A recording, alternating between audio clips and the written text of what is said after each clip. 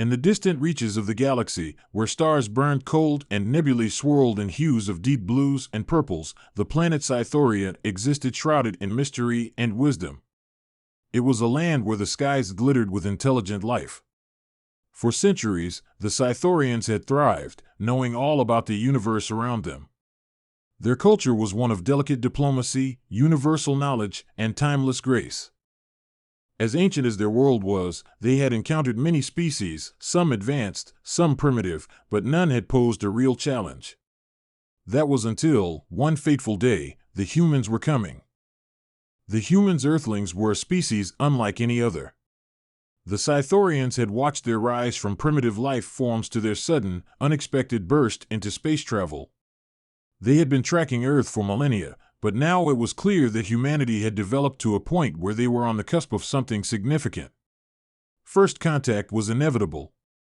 In fact, it was already scheduled. The Scythorians, ever prepared for diplomacy, had assembled their brightest ambassador, Xyrith, a diplomat whose reputation for flawless negotiations spanned the galaxy. Xyrith was known for a few things.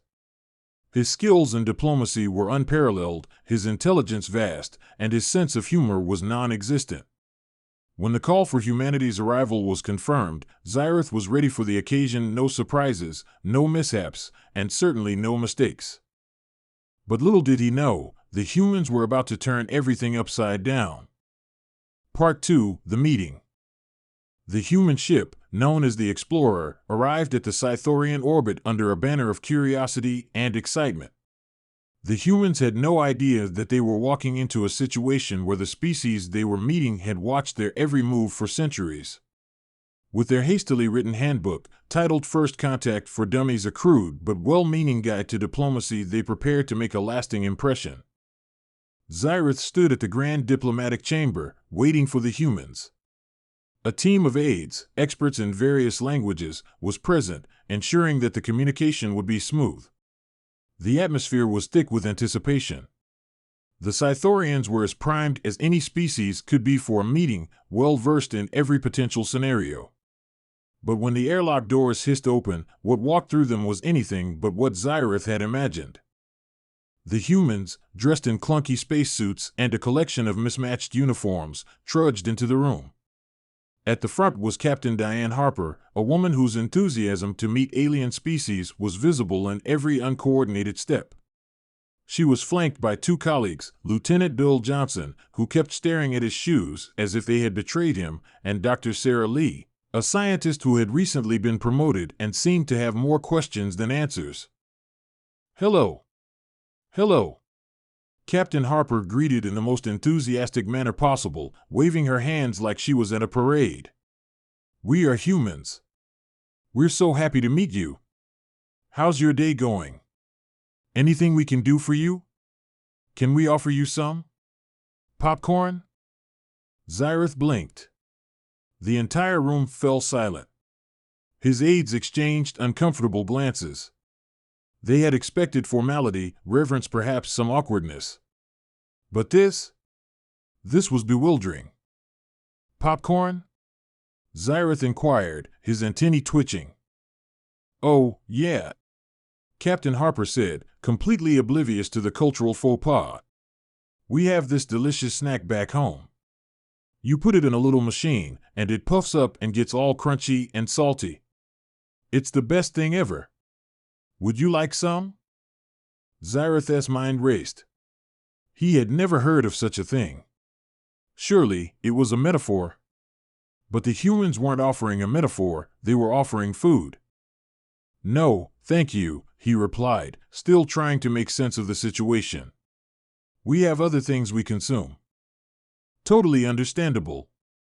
I get it. But you should try it sometime, we're all about trying new things." "Well, anyway," Captain Harper clapped her hands. "Let's get down to business. We want to make friends. First things first, do you have Wi-Fi?" Xyrith was floored. "Wi-Fi?" "Yeah, Wi-Fi. You know, for browsing the internet.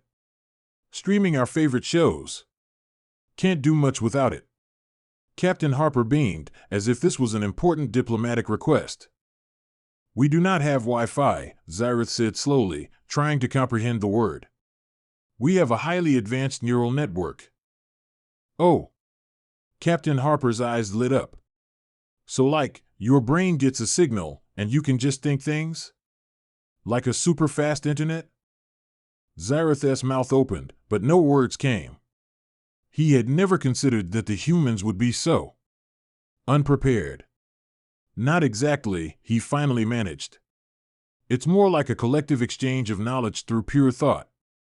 Not something external. Cool, cool. Lieutenant Bill chimed in from the side, finally looking up from his shoes. Can you upload memes to this neural network? Zyrith paused again. What are memes? Like funny pictures with words. Dr. Lee explained excitedly. You know, like distracted boyfriend or grumpy cat. The internet loves them. I see. Zyrith murmured. I do not think our collective knowledge would be suitable for such things. The group continued exchanging pleasantries, but Zyrith's mind was spinning. The humans were unlike anything he had expected. They were loud, awkward, and completely oblivious to the rules of diplomacy. Yet they were earnest. And strangely, Zyrith found himself intrigued. Part 3, The Discovery. Days passed, and Zyrith found himself navigating increasingly bizarre situations. The humans, despite their lack of formalities, were genuine. But they had a way of turning every conversation into a mix of chaos and humor. Zyrith, for the first time in his long career, began to feel like the alien in the room. One day, he attended a human social gathering. Apparently, this was a tradition for their species when meeting other cultures. The event took place in an open space, where humans mingled while playing what they called board games. The first game they tried to teach Zyrith was called Monopoly. All right, you're the banker, Zyrith, Captain Harper said, shoving a pile of colorful paper bills at him. I am the banker? Zyrith repeated, unsure of what that meant. But he complied, as any diplomat would. Within minutes, chaos erupted. The humans argued over property names, fines, and who owed whom how much money. One human, Lieutenant Johnson, had a meltdown over landing on boardwalk. Zyrith watched in amazement as humans loudly shouted, I'm bankrupt. And this is rigged. Why are you yelling? Zyrith asked, trying to maintain composure. Is this part of the game? Absolutely. Captain Harper grinned. It's all part of the fun. But it's not a game of diplomacy, Zyrith replied, struggling to understand. There's no logic. No strategy. You simply fight over property. Well, yeah. That's the point. Captain Harper laughed.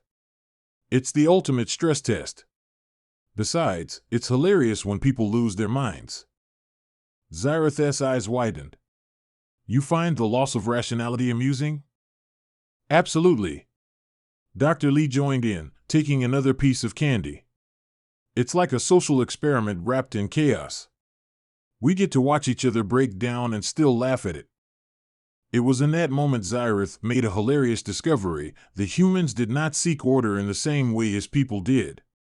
They thrived on unpredictability, chaos, and most surprisingly, laughter. Their humor was a vital part of their culture, something Zyrith had never expected to encounter in an interstellar negotiation. Part 4, The Conclusion. The following weeks were a blur of strange games, chaotic conversations, and laughter. Zyrith had found himself caught up in the humans' joy in ways that were, well, unprofessional by his standards. But what Zyrith discovered was a new, invigorating aspect of diplomacy. The humans were not just a chaotic species, they were a living, breathing testament to the power of spontaneity and humor.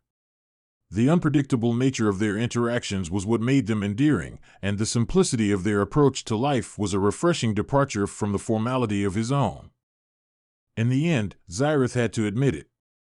Diplomacy was not just about logic, reason, and decorum, it was about connection. And sometimes that connection was found in laughter, in awkward silences, and in the unexpected. As the Scythorian fleet set off to share the news of the humans' arrival with the rest of the galaxy, Xyrath couldn't help but chuckle to himself. Maybe the universe needed more of this. Maybe, just maybe, the humans were exactly what the galaxy needed. Part 5. The Human Effect. Xyrath, having been thoroughly immersed in the human experience, began to notice the subtle yet profound impact the humans were having on the Scythorians. His once calm and measured demeanor was starting to crack, and, much to his surprise, he found himself smiling at things he never would have before. As an alien diplomat, he'd been trained to adhere to the highest standards of logic and decorum, but humanity's chaotic nature had revealed something within him that he hadn't anticipated: the joy of unplanned connection. On one particular day, as Xyrath toured the Scythorian capital with the human crew, he found himself reflecting on the absurdity of the situation. It wasn't just the board games and strange foods anymore. The entire human approach to life, their go-with-the-flow attitude, was starting to make sense, even though it was fundamentally opposed to the way Scythorians had always lived. It was Captain Harper who first noticed it. "Xyrath, you okay?" she asked, waving a hand in front of his face. "You're kind of zoning out." Xyrath blinked and snapped back into focus. "I was simply contemplating your species." "Ah, thinking about how awesome we are, huh?" she said with a grin. "Not exactly," Xyrath said, trying to process the meaning of the word awesome as Captain Harper and her crew constantly used it. "I was reflecting on how your way of existence is so unpredictable." "Oh, totally." Captain Harper grinned. "We're like a tornado wrapped in a fluffy pillow. Doesn't always make sense, but it's fun to ride out." "Fun to ride out?" Xyrath repeated. "Your analogies are baffling." "Well, buckle up, my friend." Captain Harper patted him on the back so hard that Xyrath nearly lost his balance. "That's the human way. Bumpy but fun. Come on, let's get some ice cream." "Ice cream?" Xyrath repeated. "Is that another food?" "Yes." Dr. Sarah Lee interjected eagerly, overhearing the conversation. "It's a dessert made from frozen dairy, sweetened with sugar, and flavored with all sorts of things. It's a key element of Earth culture, really. You'll love it." Xyrath stared at her, still processing. The entire situation was starting to make him question everything he thought he knew about diplomacy. He had always prided himself on knowing the intricacies of every species he had encountered, but humans were a complete enigma. And yet, they had something that Scythorians lacked: an ease of connection, an ability to laugh at themselves and the world around them. Xyrath had never once thought to question his own culture's perfection. But now he was starting to think that perhaps perfection wasn't all it was cracked up to be. Part 6. Xyrath's Hilarious Missteps. Xyrath had already made several diplomatic missteps, but none quite as spectacular as what happened when he was invited to a dinner party hosted by the humans. It was a tradition, they explained, to bring together friends and colleagues to break bread and enjoy the simple pleasures of Earth cuisine. At first, Xyrath was skeptical, but when Captain Harper promised that the food would be out of this world, he couldn't resist. As the night began, Xyrath stood awkwardly in the corner, trying to observe the humans. Captain Harper introduced him to some of her colleagues, including a man named Greg, who had a peculiar habit of talking in rhymes. "I'm Greg, I like to beg for eggs," Greg announced cheerfully as he shook Xyrath's hand. Xyrath blinked. "You beg for eggs?" No. "It's just a rhyme," Greg explained. "I don't actually beg for eggs. I just think it's funny. You know, beg rhymes with egg." "I see," Xyrath said, still confused, but politely nodding. "That is humorous?" "Oh, it's hilarious," Captain Harper chimed in, holding up her glass. "See, we humans just have to enjoy the little things. It's what makes us happy." Xyrath was about to respond when the first course arrived, a dish called spaghetti and meatballs. As the plate was placed before him, he studied it intently. It was nothing like the sophisticated, nutrient-dense meals the Scythorians typically consumed. No, this was a mess of tangled pasta and lumps of meat drenched in sauce. But Xyrath, ever the diplomat, knew that he had to try it. Captain Harper beamed at him. "Go ahead. Try it. It's the best part of the meal." Xyrath, trying to act casual, picked up his fork and twirled a bit of the spaghetti. The entire act felt foreign to him. He was used to eating with an elegant, synchronized motion, not like this. But he pressed on. The moment the noodles hit his mouth, something unexpected happened. The sauce, the meatballs, and the spongy texture of the pasta hit his taste buds in ways he couldn't comprehend. This is Xyrath started, struggling to find the right word. His brain was trying to categorize the sensations, but he couldn't pinpoint anything close to it in his vast understanding of galactic flavors.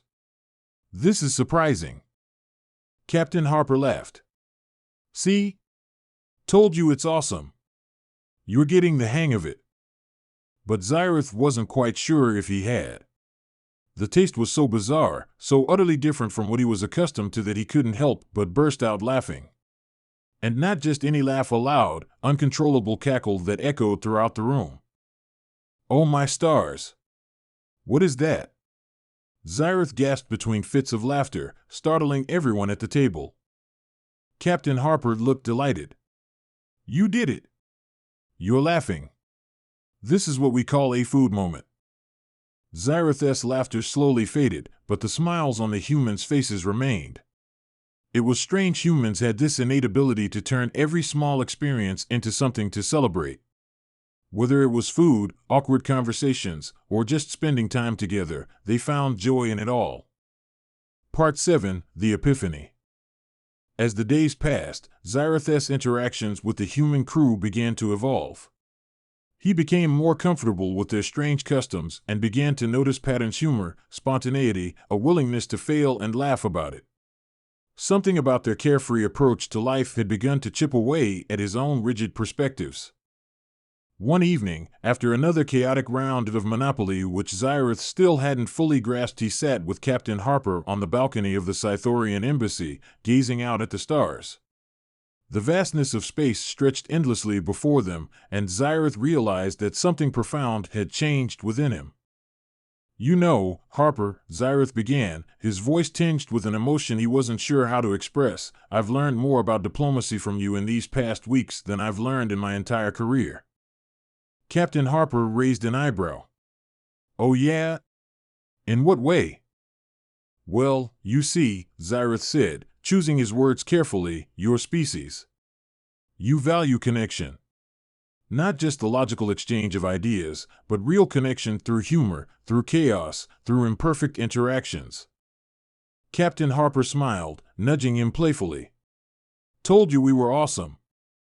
Xyrath chuckled, this time without hesitation. "Yes, indeed. You are. Quite unpredictable. But I think there's something beautiful about that." Captain Harper leaned back, looking up at the stars. "You know, Xyrath, sometimes I think the universe needs more of that unpredictability. Maybe that's the thing we've all been missing, just laughing through the mess."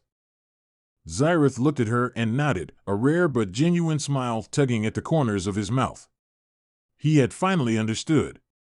The humans weren't just a species of chaos and confusion. They were a living reminder that the galaxy didn't always have to be about order and logic.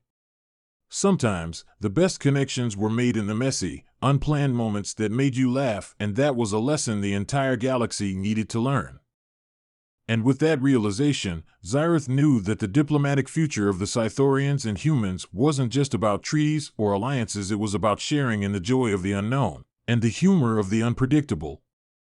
It was the beginning of a whole new kind of diplomacy. One where laughter was just as important as logic. Part 8, The Extended Crew.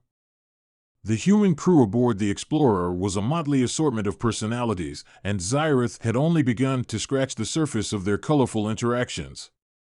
Beyond Captain Harper, Lieutenant Bill Johnson, and Dr. Sarah Lee, there were several other crew members whose eccentricities were beginning to make their presence known in the diplomatic exchange with the Scythorians. Lieutenant Bill the Walking Disaster Johnson. Bill Johnson, as he had been dubbed by his colleagues, was a man whose clumsy nature was legendary. In the early days of their interaction with the Scythorians, Xyrath had witnessed Bill's repeated blunders, each one more spectacular than the last.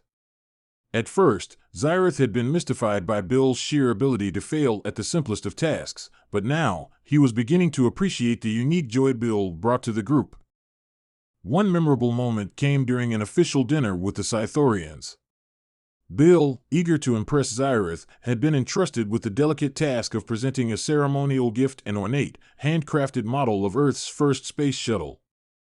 Unfortunately, Bill had a habit of tripping over nothing. "Bill, are you sure you're okay to carry this?" Captain Harper had asked, a grin playing at the corners of her mouth. Bill, attempting to walk with exaggerated poise, had nodded enthusiastically. "I've got this. This is my moment." He took 2 steps forward before tripping on a non-existent crack in the floor and launching the shuttle model into the air like a baseball. "No!" Bill screamed, reaching out as if he could catch it in slow motion. The shuttle model spun gracefully before landing in Xyrath's lap with a soft thud. He stared at it for a moment, then glanced up at Bill, whose face had turned as red as a supernova. "I apologize," Bill muttered, facepalming as he realized his catastrophic mistake. Xyrath's antennas twitched. He looked at the model, still intact, then at Bill, who was nervously waiting for a reprimand. But instead, Xyrath started to laugh. He had never seen such a display of comical failure in all his years of diplomatic work, and he couldn't help but be entertained by Bill's absurdity. The laughter was infectious. Captain Harper laughed until she cried. Dr. Sarah Lee chuckled quietly from the side, and even Lieutenant Johnson himself broke into laughter at his own misfortune.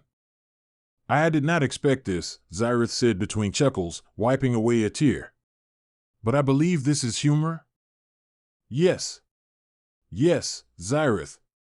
Captain Harper gasped, trying to catch her breath. "That's exactly it. Bill's a walking disaster, and somehow, we love him for it." Bill, still sheepish, joined in the laughter. "I swear, I do better when things aren't in the air. No one told me gravity was this tricky." Xyrath nodded thoughtfully. "I must admit, I've never encountered a species where failure is met with such joy." "That's how we roll," Bill said with a grin, proudly raising a hand to the group. "It's about the journey, not the destination. Unless, of course, you're talking about space travel, then the destination is kind of important, but you get my point." Dr. Sarah Lee, the unofficial philosopher. Dr. Sarah Lee had been promoted to her current position of lead scientist, but her true passion lay in pondering the strange and often existential questions that swirled in her mind. For all her scientific expertise, she had an almost philosophical bent, often questioning everything from the nature of consciousness to the origins of humor. This made her a perfect foil to Xyrath's logical and methodical approach. One evening, after another series of humorous diplomatic failures, Dr. Lee approached Xyrath in the library, a place where the humans and Scythorians had gathered to exchange knowledge and ideas. "Xyrath, I've been thinking," Dr. Lee said, her eyes twinkling with curiosity. "Do you ever wonder if we're just a joke to the universe?" Xyrath blinked. "A joke?" "Yeah, I mean," she continued, pacing in front of the shelves of Scythorian literature, "we're just floating out here, having all these misadventures, playing games, eating weird food, trying to make sense of it all. What if the universe is just watching us like we watch sitcoms? Laughing at the mess we make of things?" Xyrath was silent for a moment, absorbing the thought. "I never considered that," he admitted, his antennae twitching in contemplation. "The universe, as you say, is vast, and yet it does seem that everything we do is governed by our own need to find meaning. Even chaos." "Exactly." Dr. Lee smiled triumphantly. And what if humor is the key to understanding it all? Maybe the reason humans are so unpredictable is because we're meant to laugh through it. If you think about it, humor is what keeps us from falling into despair. It gives us hope. Zyrith thought about this for a moment. You may be onto something, Dr. Lee. Perhaps our rigid perspective on logic and order has prevented us from understanding the beauty of disorder and laughter. From that moment on, Dr. Lee and Zyrith found themselves engaged in long discussions about the nature of existence, humor, and the unknowable mysteries of the universe. Zyrith found her philosophical musings not only intriguing but oddly comforting. The idea that humor might be the answer to the universe's greatest questions was an absurd but fascinating thought. Greg, the philosopher of rhymes. Among the human crew, there was one member who had quickly become a legend of sorts. Greg, the man who spoke only in rhymes. No one had quite figured out why Greg communicated this way, least of all Zyrith, but it had become part of the daily rhythm of their interactions. Zyrith, my friend, don't be so shy, Greg said one morning as they met in the hallway of the Scythorian embassy. Let's get to work, give it a try. Zyrith stared at him, perplexed. Why do you speak this way? Oh, my dear friend, there's a reason, no doubt. Rhymes make life fun, and that's what it's about. Zyrith rubbed his head, struggling to make sense of Greg's words. But how do you focus on the task at hand if you are constantly rhyming? Greg grinned mischievously. Because rhymes help me focus, they keep me on track. When I rhyme, my thoughts stay intact. Zyrith watched as Greg continued his strange poetic dialogue throughout the day, reciting rhymes to everyone he met. No one seemed to mind it. In fact, it was starting to become an endearing trait, a trademark of sorts. Even Bill, who had initially been confused by Greg's constant rhyme, had started to engage in the strange verbal exchanges. Greg, you've gone and done it again, Bill chuckled one evening after Greg rhymed his way through an entire meeting. You turned noodle into doodle, and now I can't stop thinking about it. Greg beamed. That's the magic, my friend. A rhyme can turn the mundane into something divine. Zyrith's attempt to engage with Greg's unique style of communication was a learning curve. For a while, he thought that Greg was simply being inefficient. But slowly, he realized that the rhymes were more than just silly wordplay. They were a way for Greg to break down complex thoughts into digestible, memorable pieces. The more Zyrith listened, the more he began to appreciate the rhythm of Greg's speech, finding that it provided a unique way to express his own chaotic thoughts. Part 9: The Ultimate Game. As the humans continued to interact with the Scythorians, a new idea emerged. Why not create an event that brought both species together in a way that combined diplomacy, humor, and the unpredictable nature of life? Captain Harper and Zyrith, now unlikely friends, came up with a plan, a massive interspecies game, unlike anything either side had ever experienced before. We're going to have an ultimate galactic game, Captain Harper declared, her eyes gleaming with excitement. A mix of Earth's board games, Scythorian strategy, and, well, chaos. Lots and lots of chaos. Zyrith was intrigued. A game of diplomacy? Sort of, Captain Harper said. But there's a twist. Everyone has to act like complete fools. And I mean, really act like fools. And so it began, the ultimate galactic game, a combination of outrageous Earth games, strange Scythorian strategies, and a healthy dose of ridiculousness. The rules were simple, there were no rules. The teams were a mix of Scythorians and humans, and the goal was to make the most creative moves, the funniest failures, and the most chaotic decisions possible. Zyrith quickly learned that the true objective was not victory, but laughter. The result was pure madness. It was a game of utter chaos that had everyone, including Zyrith, laughing until they cried. And in that moment, Zyrith realized that sometimes the best way to connect with another species wasn't through diplomacy, strategy, or logic. It was through embracing the absurd, the unpredictable, and the joy of simply being alive. As the game ended, Zyrith stood, panting with laughter. I've never seen anything like this. That's the human way. Captain Harper shouted, high-fiving him. And Xyrath, for the first time in his life, truly understood the power of laughter. Part 10. The New Cast of Characters. As the Ultimate Galactic game continued to evolve into a beloved interspecies event, the human crew members aboard the Explorer found that their colorful personalities had begun to spill over into every aspect of life. New characters emerged, some from the human crew, others from the Scythorian delegation, each contributing their own flavor of chaos and humor. 1. Commander Lila Moore, the Overachiever. Commander Lila Moore, the Scythorian liaison in charge of overseeing the newly established diplomatic relationship with the humans, was the epitome of order and efficiency. She had a strict, no-nonsense attitude and was deeply committed to ensuring that all diplomatic matters followed the precise protocols. Unfortunately, her attempt to bring some structure to the often chaotic interactions between humans and Scythorians only seemed to create more mayhem. One particularly memorable encounter happened when Xyrath and Commander Moore were assigned to moderate an official discussion between Captain Harper and a visiting Scythorian ambassador.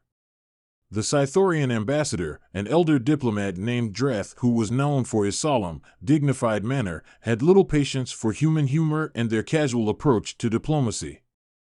The situation quickly devolved into utter chaos.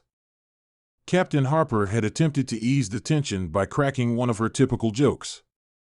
"Dreth, I've got a great question for you," Captain Harper said with a grin. "What do you call a Scythorian who can't tell a joke?" "I do not find this humorous," Dreth said with a furrowed brow. "We Scythorians do not partake in such." "A humorless Scythorian," Captain Harper interrupted. "Get it, 'cause you don't joke." Classic. The room fell silent. Commander Moore's antennae twitched, and she immediately stood up. "Captain Harper, please, can we maintain some professionalism? This is a diplomatic discussion, not a comedy show." But Harper wasn't listening. "I don't know, Moore. A little laughter wouldn't hurt the negotiation table, huh?" Dreth's expression was stone cold, and Xyrath, who had become increasingly accustomed to the humor of the humans, found himself stifling a laugh. "Commander Moore," Xyrath said, trying to keep the peace, "perhaps a little humor is not entirely inappropriate. After all, the humans seem to thrive on it." Commander Moore's brow furrowed. "Xyrath, I respect your judgment, but we are at a critical juncture. We must maintain the integrity of Scythorian diplomatic traditions." But as Moore's speech continued, her official demeanor was slowly chipped away by the sheer absurdity of the situation. Dreth, despite his stoic nature, finally cracked a small smile at one of Harper's comments. "That was not terrible," Dreth muttered, which caused Commander Moore to sigh and shake her head. "Great," Moore said dryly, "now we have a diplomat who tells jokes. What next?" Xyrath and Captain Harper exchanged a look, both barely holding back laughter. Commander Moore, ever the professional, would never fully embrace the chaos, but that didn't stop her from becoming a frequent albeit reluctant participant in the human ways. After all, she was learning that diplomacy didn't always need to be so stiff. 2. Crit, the alien who loves Earth's worst music. Crit was a Scythorian scientist who had recently arrived on the Explorer as part of a cultural exchange program. He was deeply fascinated by human culture and had a peculiar obsession with one aspect of Earth's so-called worst music. As it turned out, Crit had a habit of discovering and collecting what humans considered to be bad music, playing it obsessively. "Have you heard Baby Shark?" Crit asked Xyrath one afternoon. "It's a fascinating form of human expression." Xyrath stared at Crit. "I do not understand. You find it enjoyable?" Crit grinned widely, showing off his multiple rows of sharp teeth. "It is captivating. The repetitiveness. The catchy beat. It is hypnotic." Xyrath, who had spent years studying the symphonies of the Scythorians, could barely fathom the idea. "But it is annoying." "That is the beauty of it," Crit insisted. "The irritation it causes adds to the experience." Human music, it seems, is a reflection of chaotic emotions. This is art. Crit's obsession didn't stop there. His collection soon expanded to include the Macarena, Friday by Rebecca Black, and even some obscure earth genres like polka. The crew would often hear the strange, off-key sounds coming from Crit's quarters late at night, and they found themselves oddly charmed by his enthusiasm. "Zyrith, you have to hear this one," Crit exclaimed one day, thrusting his latest acquisition into Zyrith's hands, a vinyl record of a band called Insane Clown Posse. Zyrith raised an eyebrow. "This is not music." "I know, right?" Crit responded gleefully. "It's brilliant." 3. Luna Calloway, the unintentional philosopher. Luna Calloway was an engineer with a knack for fixing anything mechanical. However, she had an unusual talent. She had an uncanny ability to speak in profound, philosophical statements without realizing it.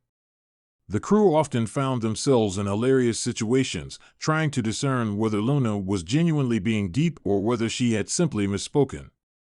One morning, Luna was working on a malfunctioning data terminal when Zyrith approached her, curious about her progress. "Luna, have you fixed the terminal yet?" Zyrith asked. Luna, wiping grease from her hands, nodded absently. "Oh, yeah, it's all good now. You know, sometimes it feels like we're all just little machines, trying to fix each other's broken parts." Zyrith blinked. "Are you suggesting that we are like machines?" No, Luna said quickly, realizing she might have said something weird. "I just mean we fix things, but we're never really fixed ourselves, right? Like, there's always something more to work on." Zyrith stared at her for a moment, trying to decipher the meaning. "I do not know if I understand." "That's okay," Luna said cheerfully. "I don't think I do either." Later that day, the crew was sitting around playing cards when Luna again dropped a bombshell of unintentional wisdom. "Sometimes, I think humans are just like card decks," she mused, tossing down a hand. "We're shuffled, dealt, and then we hope for the best. But the best part? Even if we lose, we just shuffle and deal again." Zyrith was speechless. "You believe this?" It's just a thought," Luna shrugged, clearly unaware of how profound her statement had sounded. The crew laughed, and Luna, unbothered, returned to her work. But Zyrith couldn't shake the thought. Perhaps Luna was onto something. Even in the chaos of human existence, there was a certain wisdom in the randomness. Maybe the universe itself was nothing more than a massive card game, unpredictable, uncontrollable, but with infinite possibilities. Part 11, the Galactic Grand Finale.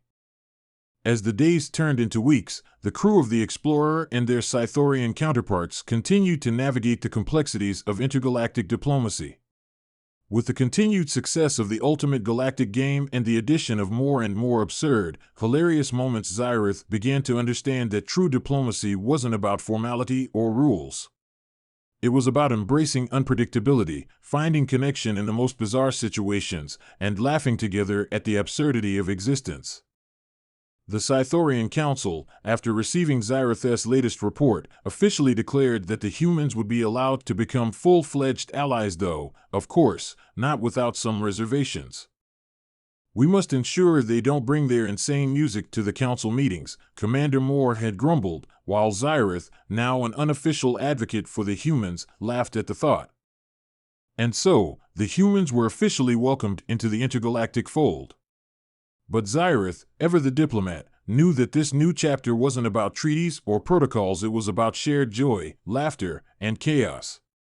And that, it seemed, was something the entire galaxy could use a little more of. Part 12, the end of the beginning. The ultimate galactic game had reached its grand finale for the year, and the anticipation was palpable throughout the space station. Zyrith stood near the center of the arena, surrounded by humans, Scythorians, and a diverse mix of newly arrived species. Each species had brought its own flavor of chaos to the event, but it was clear that, despite the absurdity of the situation, something far deeper had been achieved. Xyrath had witnessed what he once thought impossible, true unity. But not through treaties, not through formal speeches, but through shared laughter, shared failure, and shared joy. Captain Harper, holding a glittering trophy that was comically oversized for her frame, turned toward Xyrath, a gleam in her eye. "Well, Xyrath, looks like we did it again. I have to say, these Ultimate Galactic Games are becoming quite the tradition." Xyrath chuckled, his antennae twitching with amusement. "Indeed, Captain. I never imagined a diplomatic effort would result in so much absurdity. But perhaps that is the greatest lesson I've learned from your species." Harper raised an eyebrow. "Absurdity is our strong suit, Xyrath. Didn't you know that?" Apparently, Xyrath replied, a genuine smile stretching across his face. "I used to believe in precision and logic. Now I believe in something a bit more chaotic." At that moment, Crit, holding a loudspeaker and wearing a ridiculous costume made of flashing lights, skipped onto the stage and announced in his usual, overenthusiastic tone, "And now, the moment we've all been waiting for, the Ultimate Galactic Game winners. And the losers." He threw a confetti cannon into the air, and a blizzard of multicolored paper pieces rained down on the crowd. "There are no real winners, by the way, just some who fail more spectacularly than others." The crowd erupted in laughter, and Xyrath's antennae twitched in confusion, then amusement. "There is something I do not understand, Crit," Xyrath said. "If there are no winners, then why bother with the game at all?" Crit grinned, his enthusiasm unabated. "Ah, Xyrath, you see, that's the point. It's not about winning, it's about having fun while failing. The more you fail, the more you learn to enjoy the ridiculousness of life." Xyrath stood there, absorbing Crit's words. As much as it still didn't fully make sense to him, he found himself nodding. Perhaps Crit was right. Perhaps life was meant to be experienced with all its messiness and imperfections. The Scythorians had long prided themselves on order and efficiency, but here, in the company of the humans and other species, he had come to realize that a little disorder could be a beautiful thing. Perhaps this chaotic fun is what will make diplomacy last, Xyrath mused aloud. Captain Harper clapped him on the back. "That's the spirit, Xyrath. You're a true convert now. Forget the spreadsheets and the strategy sessions. Next time we're facing an intergalactic crisis, we'll just throw a game of Ultimate Galactic at them and see who laughs last." "And if that fails," Xyrath added with a mischievous glint in his eye, "we can always blame Crit's music collection." Crit gave a mock bow. "I will take full responsibility for the consequences of my musical choices. As long as no one expects me to stop listening to Baby Shark." Bill Johnson, always the last to let a moment of fun slip away, raised his glass in a toast. "To chaos, to failure, and to the most ridiculous diplomatic endeavor in galactic history." The crowd cheered, and Xyrath's heart swelled with something he had never felt before: connection. He had come to this place seeking to understand the humans, to discover how they could contribute to the galaxy's future. What he had found, however, was something far more profound: the ability to laugh together, to stumble through life together, and, in doing so, form a bond stronger than any treaty could create. As the final round of the Ultimate Galactic Game was announced, everyone was to race through an obstacle course while wearing oversized space helmets. Xyrath realized that he had already learned the most important lesson of all. The future of interspecies diplomacy wouldn't be defined by treaties, nor by who had the sharpest tactics. It would be defined by the shared joy of simply being together, and the absurd moments that made the galaxy feel a little smaller. As he joined the others in donning the oversized helmets and lining up for the race, Xyrath thought back to his first encounter with the humans: the confusion, the awkwardness, the rigidity. He couldn't help but smile. His discovery had been far more humorous than he had ever anticipated, and it was a journey he would never forget. The race began, and as Xyrath clumsily dashed forward, colliding with Crit in a tangle of limbs, he realized that, in the grand scheme of things, perhaps it was the greatest diplomatic success he could ever have hoped for. And so, the humans were coming, and the galaxy would never be the same.